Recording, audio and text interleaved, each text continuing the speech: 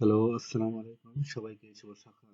আপনারা স্ক্রিনে দেখতে পাচ্ছেন খান ব্রাদার্স শেয়ারটির উইকলি চার্ট। আমরা আজকে খান ব্রাদার্স শেয়ারটি নিয়ে কিছু বেসিক কথাবার্তা বলবো। আমরা এর আগেও 3টি ভিডিও দিয়েছিলাম খান ব্রাদার্স শেয়ারটি নিয়ে। শেয়ারটির টেকনিক্যাল অ্যানালাইসিস কিন্তু এখন পর্যন্ত খুবই ভালো অবস্থানে রয়েছে। আমরা দেখতে পাচ্ছি যে শেয়ারটির প্রথম প্রাইস মুভমেন্ট কিন্তু শুরু হয় 2023 সালের জুন মাস থেকে। এরপরে শেয়ারে কিন্তু প্রচুর ভলিউম অ্যাকুমুলেশন হয়ে আপনি দেখতে পাচ্ছেন যে শেয়ারটির প্রাইস মোটামুটি আমরা দেখতে পাচ্ছি 10 টাকা থেকে উঠে প্রায় 36 টাকা বা 37 টাকার দিকে যায়। এরপরে কিছুটা কারেকশন হয়ে শেয়ার কিন্তু আবার ইউটার্ন নিয়ে একটা বড় প্রাইস র্যালি করে, অর্থাৎ অলমোস্ট 250 টাকার দিকে চলে যায়। সেই ক্ষেত্রে আমরা এর আগের ভিডিওতে বারবারই বলেছি যে ভলিউম অ্যানালাইসিসে কিন্তু আমরা দেখতে পেয়েছি যে শেয়ারটির কিন্তু এখান থেকে যখন শেয়ারটির বড় প্রাইস মুভমেন্ট হয় সেই ক্ষেত্রে কিন্তু শেয়ারের ভলিউম কিন্তু আস্তে আস্তে কমতে থাকে এবং গ্রিন ক্যান্ডেলের ভলিউম কিন্তু এভাবে প্রত্যেকটা ক্যান্ডেলই কিন্তু গ্রিন আমরা দেখতে পাচ্ছি এবং প্রাইস মুভমেন্টও একদম অ্যাগ্রেসিভলি প্রাইস মুভমেন্ট হয়ে উপরের দিকে উঠে যায়। আর শেয়ার যখন এখান থেকে তার একটা বড় কারেকশনে যায়, অর্থাৎ এই সোজা আমরা দেখতে পাচ্ছি যে কারেকশন, সেক্ষেত্রে এখান থেকে কিন্তু ভলিউম লেভেল খুবই কম। আপনারা দেখতে পাচ্ছেন যে একদমই ভলিউম মানে মানে খুবই কম বলা যায়, অর্থাৎ শেয়ার ড্রাই অবস্থায় ছিল। তো সেই ক্ষেত্রে যারা এখানে শেয়ার গুলো অ্যাকুমুলেট করেছিল, এই জায়গাতে যারা অ্যাকুমুলেট করেছিল তারা কিন্তু শেয়ার গুলো ডিস্ট্রিবিউট করতে পারেনি। সেক্ষেত্রে শেয়ার আমরা দেখতে পাচ্ছি যে আহ, সেপ্টেম্বর অক্টোবরের দিকে শেয়ার কিন্তু আবার 75 টাকা থেকে অলমোস্ট 180 টাকার দিকে চলে যায়। এখানে দেখতে পাচ্ছেন যে আপনারা মোটামুটি 100 টাকার একটা গ্যাপ হয়ে যায় আর কি। এরপরে কারেকশন দিয়ে শেয়ার কিন্তু আবার ইউটার্ন নেওয়ার চেষ্টা করছে এবং অ্যাগ্রেসিভ ইউটার্ন নেওয়ার চেষ্টা করছে। আপনারা দেখতে পাচ্ছেন যে এই সপ্তাহের যে ক্লোজিং প্রাইস, এটা সবচেয়ে একটা গুরুত্বপূর্ণ পয়েন্ট, যে এই সপ্তাহের যে ক্লোজিং প্রাইস সেটা এখনো কিন্তু সপ্তাহ যেহেতু শেষ হয়নি, আমরা আশা করতে পারি যে যদি এই ক্লোজিং প্রাইসটা যদি এর উপরে যদি দিতে পারে তাহলে কিন্তু অলমোস্ট আমরা দেখতে পাচ্ছি যে এই সোজা এখানে এই লেভেলের উপরে কিন্তু সে ক্লোজ দেওয়ার চান্স রয়েছে। সেক্ষেত্রে অলমোস্ট কিন্তু আমরা দেখতে পাচ্ছি যে জুন থেকে 2024-এর জুন থেকে এ পর্যন্ত কিন্তু তার ক্লোজিং প্রাইস কিন্তু হায়ার লেভেলে অবস্থান করবে, সেটা কিন্তু পজিটিভ। তো সেই ক্ষেত্রে আমরা যদি দেখি যে গত 2-3টা কার্যদিবসে শেয়ার কিন্তু মোটামুটি একটা ভালো কারেকশন লেভেলে ছিল এবং অ্যাগ্রেসিভ কারেকশন হয়। আমরা যদি ডেইলি চার্টে দেখি, ডেইলি চার্টে আমরা স্পষ্ট দেখতে পাবো যে ডেইলি চার্টে দেখতে পাচ্ছি যে এখানে কিন্তু একটা ভালো কারেকশন হয়ে যায়, অর্থাৎ শেয়ার 200 টাকা থেকে অলমোস্ট 162 টাকা লেভেলে চলে আসে, অর্থাৎ 40 টাকার কারেকশন হয়ে যায়।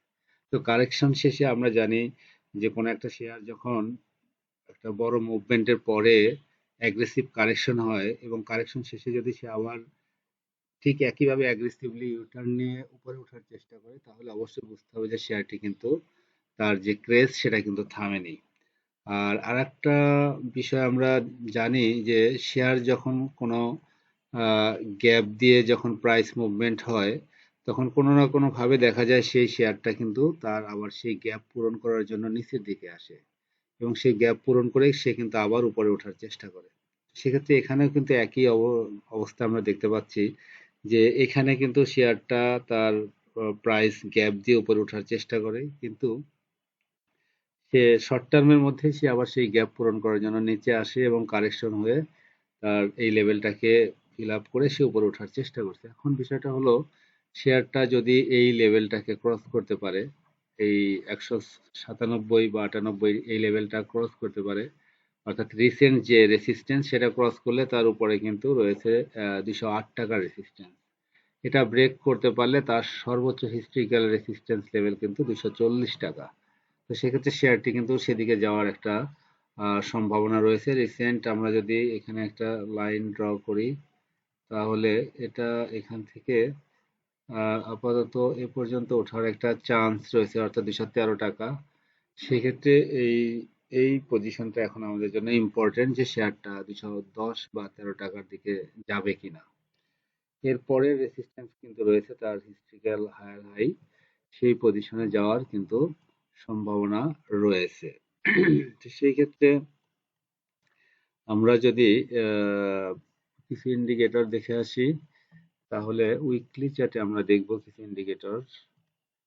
আমরা উইকলি চার্টটা বেশি ফলো করব। তো সেই ক্ষেত্রে উইকলি চার্টে দেখেন একটা বড় কারেকশনের পরেই কিন্তু অ্যাগ্রেসিভ মুভমেন্ট হয়, আবার কারেকশন দিয়ে সে আবার ইউটার্ন নেওয়ার চেষ্টা করছে, অর্থাৎ সে তার ক্রেজ কিন্তু ধরে রেখেছে, এবং নিচের দিকে আপনি দেখতে পাচ্ছেন যে ক্রমান্বয়ে কিন্তু উইকলি চার্টে ভলিউম কিন্তু বেড়ে যাচ্ছে। গত 2 সপ্তাহের চেয়ে যদি এই সপ্তাহে ভলিউম বাড়তে পারে, তাহলে কিন্তু আরো প্রাইস মুভমেন্ট কিন্তু আরো বেশি শক্তিশালী, এটা আমরা বুঝতে পারবো আর কি। তো সেক্ষেত্রে এই সপ্তাহটা খুবই গুরুত্বপূর্ণ। আশা করি যে শেয়ার যদি তার 200 টাকা লেভেলকে ক্রস করতে পারে এই সপ্তাহে, তাহলে অনেক ভালো করার চান্স রয়েছে অ্যাজ পার টেকনিক্যাল অ্যানালাইসিস। আমরা এটার সঙ্গে যদি একটা গুরুত্বপূর্ণ ইন্ডিকেটর, যেটাকে আমরা ওবিভি বলি, ওবিভিটা আমরা একটু দেখে আসি ডেইলি চার্টে। আপনারা ডেইলি চার্টে যদি ওবিভি দেখেন, খুবই স্ট্রং পজিশনে রয়েছে কিন্তু। আপনারা জানেন যে ওবিভি কিন্তু প্রাইস মুভমেন্টের স্ট্রেংথকে ইন্ডিকেট করে। তো সেক্ষেত্রে একটা লং পিরিয়ড ধরে কিন্তু সে ওবিভি আপনারা দেখতে পাচ্ছেন যে এটা কিন্তু অলমোস্ট আপ ট্রেন্ডের দিকেই রয়েছে আর কি। অর্থাৎ প্রাইস মুভমেন্ট কিন্তু যে স্ট্রং, সেটা কিন্তু এই ওবিভি দ্বারা আমরা বুঝতে পারি। তো সেক্ষেত্রে এটা কিন্তু খুবই একটা গুরুত্বপূর্ণ পয়েন্ট। এরপরে আমরা যদি অন্য কিছু ইন্ডিকেটর দেখি, আরএসআই একটু কারেকশন হয়ে এখন বর্তমানে 66 লেভেলে রয়েছে। সেক্ষেত্রে এটা কিন্তু আরএসআই এর একটা খুবই ভালো একটা পয়েন্ট। সেক্ষেত্রে তার আপার বা রেসিস্ট্যান্স আরএসআই এর যেটা রয়েছে 84 লেভেল, সেখানে যাওয়ার চান্স রয়েছে যদিও। তো সেক্ষেত্রে এরপরে আমরা যদি দেখি ম্যাকডি, যদি দেখি, ইয়েস, ম্যাকডি তার কালার চেঞ্জ করেছে, সেটা কিছুটা উইক উইক ম্যাকডি শো করছে আর কি। তো সেক্ষেত্রে আমরা ডেইলি চার্টে দেখলাম, যদি এটাকে উইকলিতে দেখি, উইকলিতে ম্যাকডি কিন্তু খুবই ভালো পজিশনে আছে, অর্থাৎ উইকলি ম্যাকডি কিন্তু তার কালারও চেঞ্জ করেনি, এবং গত সপ্তাহের চেয়ে এই সপ্তাহে কিন্তু ম্যাকডির যে লেন্থ, সেটা কিন্তু অনেক বড়। এখনো যেহেতু এই সপ্তাহের পুরোটা পড়ে আছে আর কি, তো সেক্ষেত্রে দেখার বিষয় যে এই সপ্তাহে ম্যাকডি কি অবস্থানে থাকে। হুম, তো সেক্ষেত্রে এটা একটা ফ্যাক্ট। এরপরে আমরা যদি দেখি কিছু ইন্ডিকেটর, আমরা দেখব বোলিঙ্গার ব্যান্ডকে। ইয়েস, বোলিঙ্গার ব্যান্ডের কিন্তু আপার ব্যান্ডে অবস্থান করছে, সেটা এখন আপার ব্যান্ডকে ক্রস করে উপরের দিকে যাবে না এখানে থেমে যাবে, সেটা এখন দেখার বিষয়। যেহেতু ভলিউম অনেক বেশি রয়েছে, সেক্ষেত্রে হয়তো উপরের দিকে ওঠার চান্স খুব বেশি আছে। আমরা জানি যে গতকালও কিন্তু শেয়ারের একটা ভালো মুভমেন্ট দেখা গেছে, এবং শেয়ার অ্যাগ্রেসিভ বাই মোডে ছিল। তো সেক্ষেত্রে এটা পজিটিভ। আমরা এরপরে যদি ইসিমোকো ক্লাউডটা দেখে আসি, ইসিমোকো ক্লাউড এর উপরে অবস্থান করছে আমরা দেখতে পাচ্ছি। ইয়েস, উইকলি চার্টে এটা ভালো পজিশনে রয়েছে, মুভিং অ্যাভারেজের উপরেই রয়েছে আর কি। এই হলো অবস্থা আর কি। যাই হোক, খান বাদাম শেয়ারটি নিয়ে আসলে খুব বেশি আশাবাদী। টেকনিক্যাল অ্যানালাইসিস অনুসারে আসলে শেয়ারটির ভালো একটা প্রাইস মুভমেন্ট পাওয়া যাবে বলে আশা করা যায়। যদিও এই শেয়ারটি কিন্তু ফান্ডামেন্টাল অবস্থা খুব বেশি ভালো না এখন পর্যন্ত। তবে যেহেতু বিকন গ্রুপের মালিকানায় আসার একটা নিউজ আমরা জেনেছি, সেক্ষেত্রে মালিকানা পরিবর্তনের কারণে আমরা হয়তো আশা করতে পারি যে নতুন প্রোডাকশন বা নতুন কোনো প্রোডাক্ট লঞ্চ করে কিনা, সে পর্যন্ত আমাদের দেখার বিষয়। সেক্ষেত্রে শেয়ারটি ভালো করার হয়তো সুযোগ রয়েছে আর কি। যেহেতু বিকন গ্রুপের মালিকানাধীন কোম্পানি হবে, সেক্ষেত্রে শেয়ারটি অবশ্যই ফিউচার প্রসপেক্ট আমরা ভালো বলে আশা করতে পারি। যাই হোক, এখন দেখার বিষয় 208 টাকার রেসিস্ট্যান্স ব্রেক করতে পারে কিনা ভলিউম সহ। যদি ব্রেক করে, তাহলে কিন্তু শেয়ারটির নতুন প্রাইস হিস্ট্রি হলেও হতে পারে। তো যাই হোক, সবাই ভালো থাকবেন। আর যে কথাগুলো বলা, আসলে কথাগুলো পুরোটাই টেকনিক্যাল অ্যানালাইসিসের উপর ভিত্তি করেই বলা। তো সেক্ষেত্রে আমরা জানি যে টেকনিক্যাল অ্যানালাইসিসের প্রাইস মুভমেন্ট কিন্তু যে কোনো সময় চেঞ্জ হতে পারে। এটা পলিটিক্যাল সিচুয়েশনের কারণে হতে পারে, সেক্টরাল মুভমেন্টের কারণে হতে পারে, বা আদার্স অনেক কারণে, বা যারা বড় বড় পার্টি থাকে তারা আসলে কখন এক্সিট নিবে সেটার উপরও ডিপেন্ড করে। যাই হোক, সেক্ষেত্রে এখন পর্যন্ত শেয়ারটি পজিটিভ মুভমেন্টে আছে, এটা আশা করা যায়। তো এই হলো বিষয়। যাই হোক, সবাই ভালো থাকবেন, সবার শুভকামনা থাকলো। Thank you.